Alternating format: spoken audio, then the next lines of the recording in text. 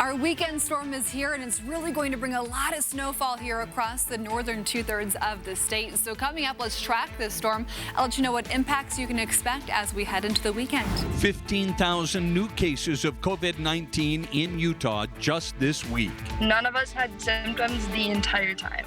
How the virus blindsided one tight-knit family. Case, 50 cases.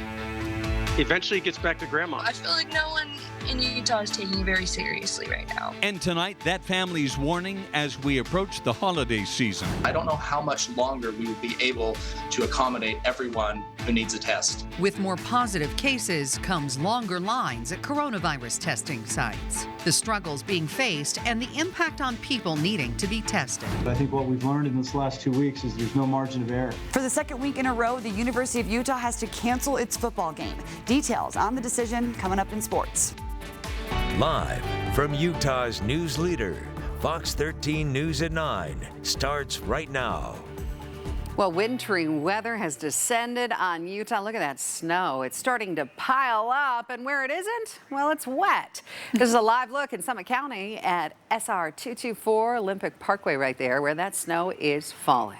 Fox 13 meteorologist Allison Krogan joins us with what this weekend is going to look like. Allison? Yes, so we do have a couple of storms. We've had this active pattern all week, and we've had the cold temperatures, so that snow is sticking pretty quickly to the roads. But as we start with that satellite and radar, you can see it's the northern two-thirds of Utah. So let's go ahead, zoom in right now. Logan, you guys turned over. You started with rain, turned over to a mixture of rain and snow. Now it looks like you're back to that mix. Sardine Summit, big problems today. We continue to see snow coming down in that area.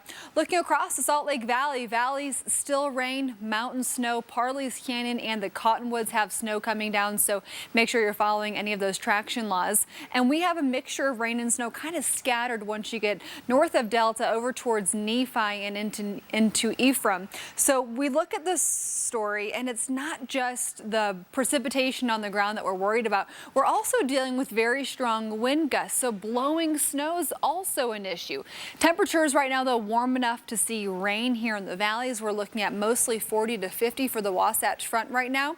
We look across southwest Utah at St. George, currently 46 degrees. So Salt Lake this evening, we'll keep that chance for rain through about 1 a.m.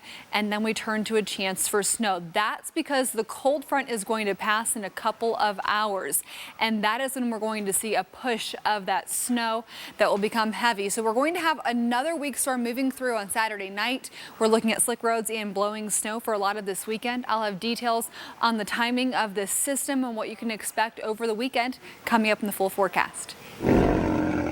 Thanks so much, Allison. Well, you heard it right there. That's the Fox 13 Nissan Weather Beast out on the roadways for you right now. This is a live look thanks to the Weather Beast in Kimball Junction. Look at the snow sticking to the roadways there. It is really coming down. We'll keep you up to date on the conditions out there tonight. As the snow comes down in northern Utah, UDOT crews are on the road and on duty to keep you safe. That's right. Crews are scattered all over the state doing their best to keep the roads clear.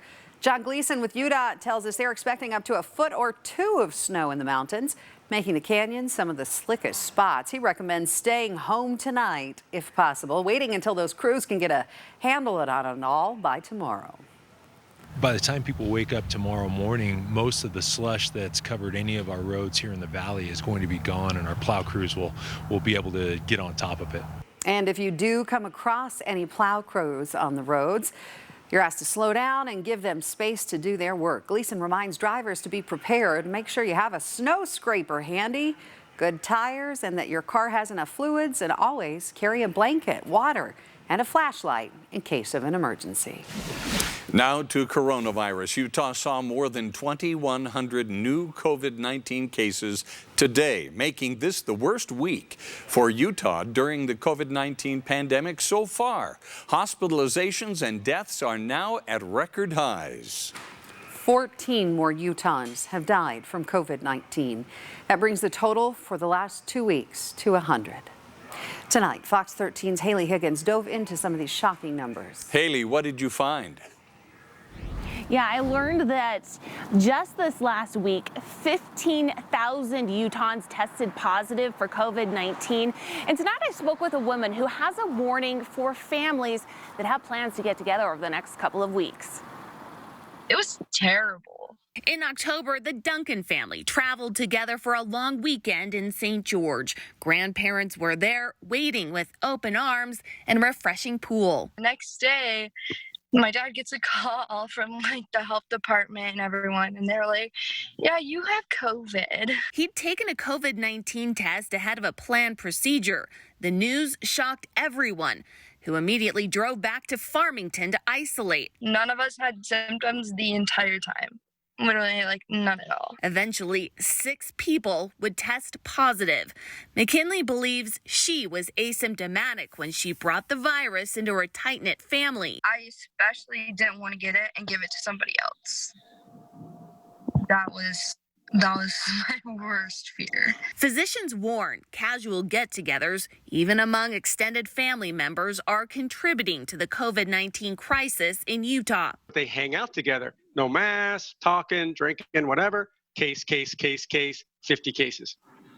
Eventually it gets back to grandma. For McKinley, she's lucky her grandparents didn't get sick.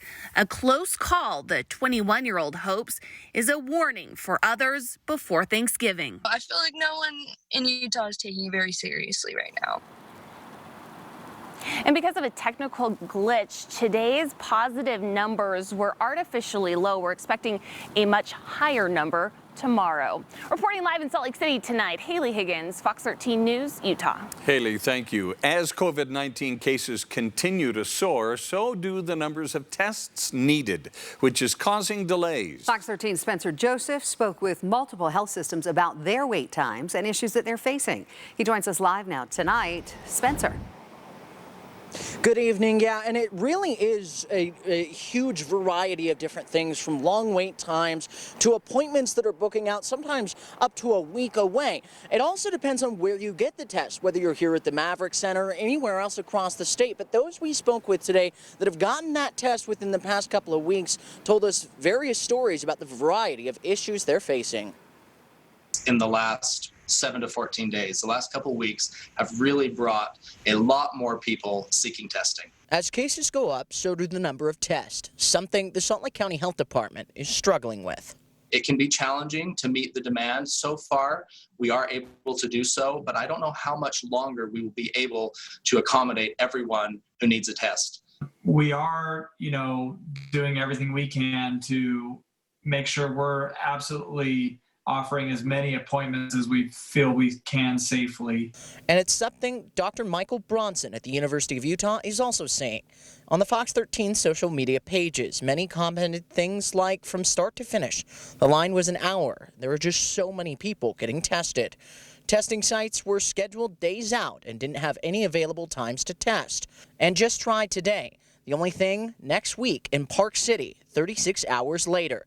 One of those who shared their thoughts was Jordan Ferguson. We were told that it was a long line, but it ended up taking about 3 hours. And some didn't want to wait in line. 4 or 5 different cars in front of me deciding to either pull around forward and leave out one way, or to turn around and leave another way, because they just got fed up with waiting so long. The wait to book his appointment was also a long ways out. We're told we had to wait 7 days from the day of exposure, so we had to wait until a Saturday at the very earliest. But this isn't just frustrating for those getting tested. It's also tiresome for those giving the tests. They're dedicated, but they're tired. They're working in many cases 6 or 7 days a week. They work sometimes 10 or 12 hours a day. And as cases go up, the biggest ask from these health systems is people complying with public health recommendations. We hope that, the testing capacity can keep up, and especially hope to see a relaxing of the new case numbers or even a decrease in the coming months. And this isn't meant to point the finger at any one system or protocol or person. It's meant to say, as cases go up, this is only going to get harder. Live in Salt Lake City, Spencer Joseph, Fox 13 News, Utah. Spencer, thank you. Utah's hospitals fill up with COVID-19 patients and healthcare workers are overwhelmed, they are taking some new measures to try to provide some relief. Fox 13 News has learned Utah's Division of Occupational and Professional Licensing is creating a temporary license for nursing students. This email was sent to all of the state's nursing colleges to provide local hospitals and skilled nursing communities with a possible staffing option during the pandemic. They're calling the title a nurse apprentice, and if they are interested in working as a nurse apprentice, which as I understand it will be taking care of patients who are not COVID positive, but patients who are hospitalized and need nursing care, so that it frees up the nurses in the hospital. The state is coordinating with nursing schools and medical associations to create this temporary certification for students close to taking their final exams. Well, I was looking forward to this one, Bob. It was supposed to be right here on Fox, but for the second week in a row, the Utes have had to cancel their football game. The Utes were set to play UCLA tomorrow, but the school says too many players have tested positive for coronavirus. Last week, the season opener against Arizona was also canceled. The Utes currently have 17 positive COVID-19 cases in their program. If case counts on the team fall, USC will travel to Salt Lake City next week to face the Utes at home. Fox 13's Andrea Urban will have more coming up in sports. Well, the University of Utah says the drive-through COVID test site that was damaged by a pickup truck crash last week will be back open by tomorrow. Public health officials say the pressure was on to reopen the site as cases continue to climb. If we don't do what we can to stop it, it's unfathomable what could happen. The site will be able to handle about 300 screenings a day. If you want to go to the site at Rice-Eccles Stadium, we want to remind you, you must make an appointment in order to get tested. In Utah's 4th congressional district race, Republican candidate Burgess Owens is increasing his lead over incumbent Congressman Ben McAdams. McAdams trails Owens by about 2,100 votes now. Owens is leading by about half a percentage point. The Salt Lake County Clerk's office says they expect to finish counting all the votes by next Tuesday. We go through this every election, and I wish we could finish it earlier, but we want to make sure that we're only counting those ballots that are eligible. The Salt Lake County Clerk's office says provisional and cured ballots remain to be counted. If they have contacted you about fixing an error on your ballot, you have until Monday at 5 p.m. Coming up on Fox 13 News at 9. If you're planning to get together with family for Thanksgiving, is there a responsible way to do it? Hear what health experts are recommending. When he left ICU 3-4 weeks ago, they said he was going to die. He fought in Vietnam back in 1965, and he just recovered from COVID-19. Today, a Saratoga Springs veteran gets an unforgettable homecoming. It's a story you don't want to miss.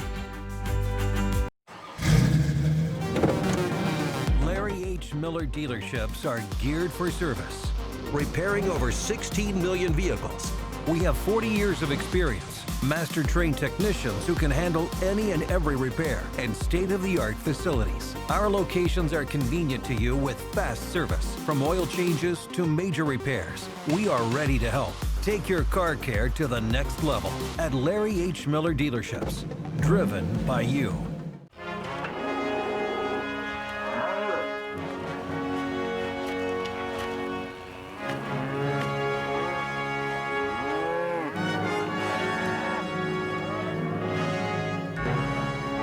Lexi and Banks are giving away a side of beef a week on K-Ball 93, plus a freezer to put it in from Appliance Man. Listen every weekday morning at 8:40 a.m. for your chance to win. Lexi and Banks in the morning, country music all day. K-Ball 93.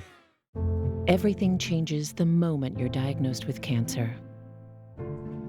At Intermountain Cancer Center, we create a plan that gives you more of the moments that matter most, with experts dedicated to you. A team of caregivers who know why it all matters and who fight with you to give you the best chance. Our experience means a better one for you. Brought to you by Nissan. Choose Nissan today. Shop NissanUSA.com. New at 9, Unified Police need your help to find a missing hiker.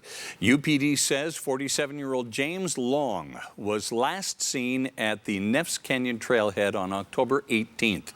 He was reportedly going to see fossil beds in the canyon and was last seen wearing a heavy red and yellow jacket. Police think he may have sought shelter from the weather but want to make sure he's found safely. If you have seen him or know where he is, call Unified Police. Also new tonight at 9, we have a scam alert to tell you about from Cache County. The Sheriff's Office says they've been getting reports of crooks calling and using deputies' names to try to scam people out of their money. Now, some reports have been to pay court fines. The Sheriff's Office says they will never call you to solicit money from you. If you do get a call like this, you're advised to simply hang up and then report it to your local authorities. Today, Utah Highway Patrol went on a move-over blitz in Salt Lake City. Now, troopers shared photos of their children to try to get the message across that these families really depend on motorists to help keep these troopers on the side of the road safe. Drivers that break the move-over law can face a $150 fine, as well as impact their driver's license and their insurance rate. Salt Lake Police say car thefts are up this year, and as we get closer to winter, officers want you to be careful and not leave your car running. Police think the increase in thefts is because of people not using their cars as often as they used them in the past, and more vehicles having touch-to-start keys that can be easily taken. In addition to cars being stolen from driveways, convenience stores are also hotspots for vehicle theft. Today, the Central Wasatch Commission hosted day one of a two-day virtual summit that discusses the future of transportation in our Wasatch Mountains. Concerns have been mounting over the last decade or two with increased vehicle travel into Big and Little Cottonwood Canyons, especially in those winter months to access resorts. Congestion, accidents, and avalanches can have drivers at a standstill for hours and even days. We know this has to be transit solutions. This isn't going to be how do we get more cars into these mountains. We just can't do that, both because of impacts on the environment and because we get more visitation in these mountains than all of the national parks in Utah combined. At the end of the summit, the commission hopes to have a proposal to share with a plan for transportation improvements that include transit both on the ground and up above aerial, and other methods such as tolling. If you plan to get together with family for Thanksgiving, experts say quarantine now. That way, you reduce the chances of spreading COVID-19. And if you're going to be tested, it's important to give yourself enough time to get the results, especially if you're traveling. Testing obviously comes with caveats. So all of these things are tools that decrease the risk. But again, we cannot eliminate that risk because anytime you're gathering people in a household together, there is risk. Testing does not capture all cases. It's important to keep your gatherings small and hold them outdoors if you can. Now, if you decide not to get together with family, etiquette experts say to explain to your host that it's a personal choice and does not have anything to do with them. Speaking of the holiday season, have you done your Christmas shopping yet? Maybe you're starting to think about it, buying something for friends and family. Well, the Utah Department of Agriculture and Food hopes that you'll shop local first. They have released their Utah's own gift guide for 2020. A whole lot of great ideas in there about where you can get gifts from local producers, farmers, and business owners. Caroline Hargraves with the state says Utah is home to many great farmers, chocolate makers, coffee producers, cheese makers, and more. We encourage people to shop locally year-round, and now's such a great time to find new businesses and new products to love. With the holidays coming up, there's no better time to invite someone you love to discover a local company that you love. So many great things from right here in Utah. Now, Hargrave says one way to shop local is at the downtown Winters Farmers Market, which actually opens tomorrow morning, 10 a.m. at the Gateway. Well, today, a Saratoga Springs neighborhood welcomed home a 75-year-old veteran who's been fighting for his life for the past 7 weeks.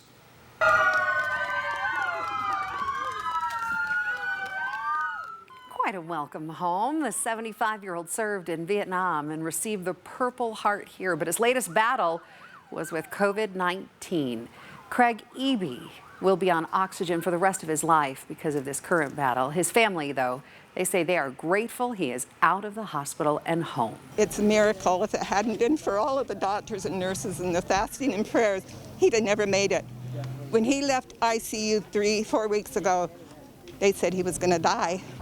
Along with friends, family, and neighbors, the fire department and police officers also congratulated Craig Eby on his recovery.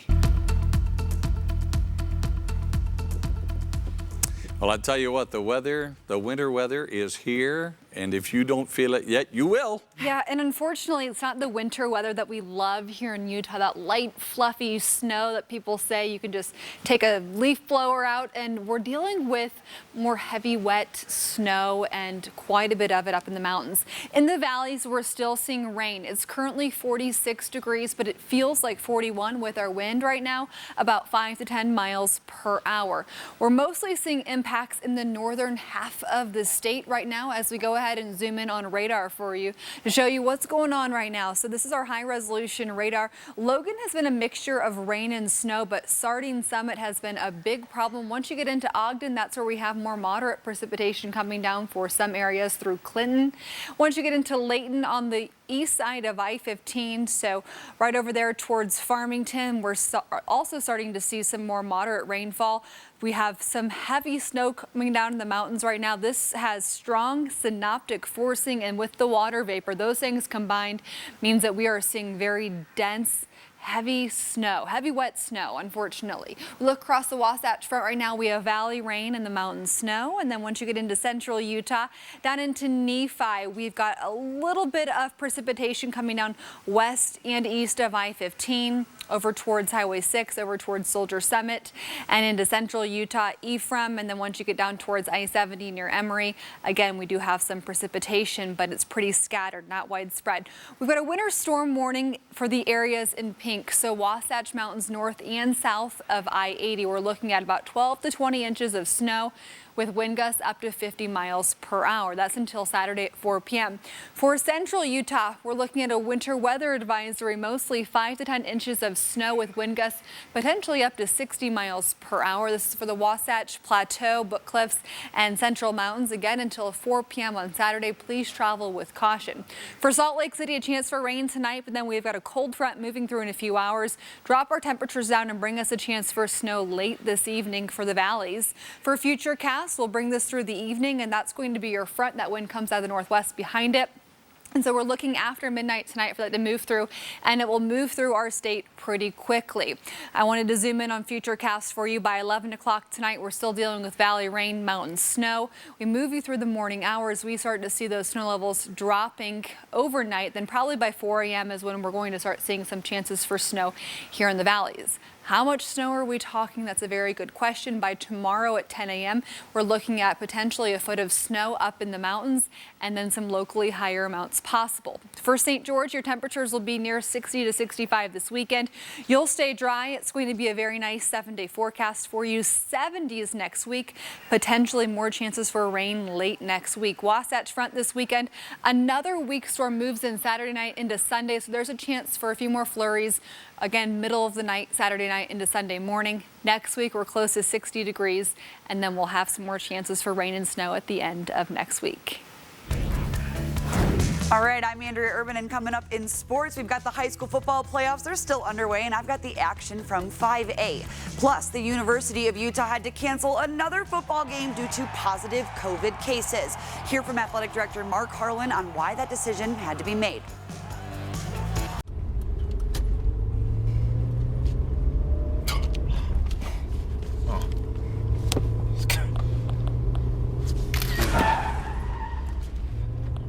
Hashtag idiot driver. Hashtag learn to drive. Don't be a phony. Put your cell phone away when you're driving. What are some other hashtags I could use?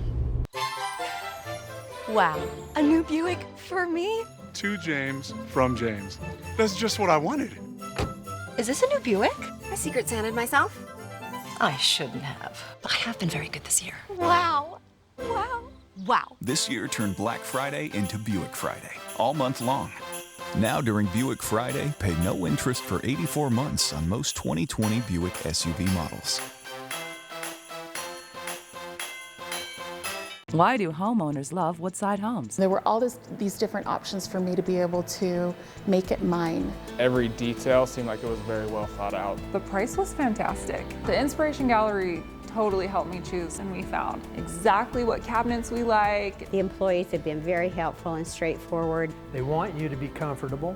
They want you not to feel pressured. We got a really spacious home for a great value. Woodside makes it feel like a home. Woodside Homes, better by design. Hi, I'm Ben. And I'm Tyson. Start your holidays at the Murdoch Season of Giving event. With every new vehicle purchase, customers receive a $250 holiday VIP gift card to Utah's locally owned Al's Sporting Goods. In the spirit of giving, a portion of each sale is being donated to Utah Foster Care during the holidays. As the saying goes, it is always better to give than to receive. This month, Murdoch Chevrolet is giving our customers up to $8,000 off a new Silverado or up to $16,000 off a new Bolt. You gotta come and see us online at MurdochChev.com. Has it been a while since your last paycheck?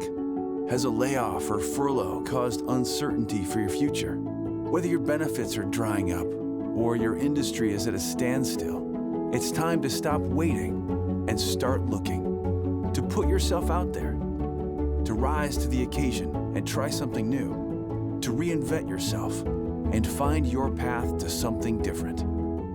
Find the hottest jobs available at jobs.utah.gov. Stedman's Recreation in Tooele. You may think it's 300 miles out here, but remember, it's only 30 miles back.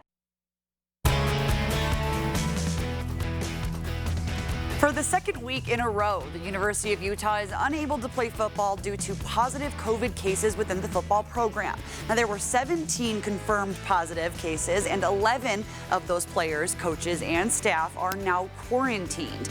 Now, these cases puts the Utah football program below the Pac-12 threshold of 53 available scholarship players. Athletic Director Mark Harlan says the players were tested every day, twice a day this week, and that there were 0 positive tests until today.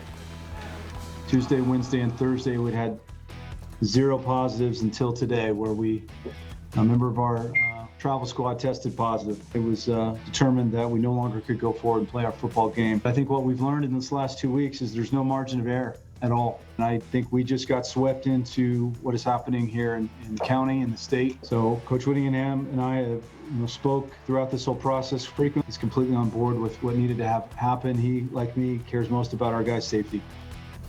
Utah high school football playoffs continue today in the 5A semifinals. It's Tipview facing Salem Hills. Thunderbirds with 2-score lead coming out of the half. Amaviai sends it 19 yards to Carson Ryan for the Tipview touchdown. And into the fourth, this time it's Targi Lamson turning on the wheels and finding the pylon. Tipview goes on to win that one 37-0 over Salem Hills.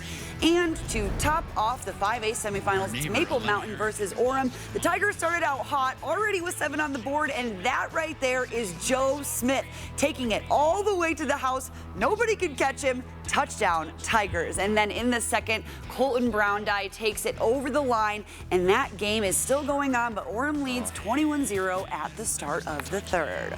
All right, Andrea, thanks so much, and thanks for being part of Fox 13 News at 9. Yeah, our special is coming up next. Stay tuned for that. Have a great night.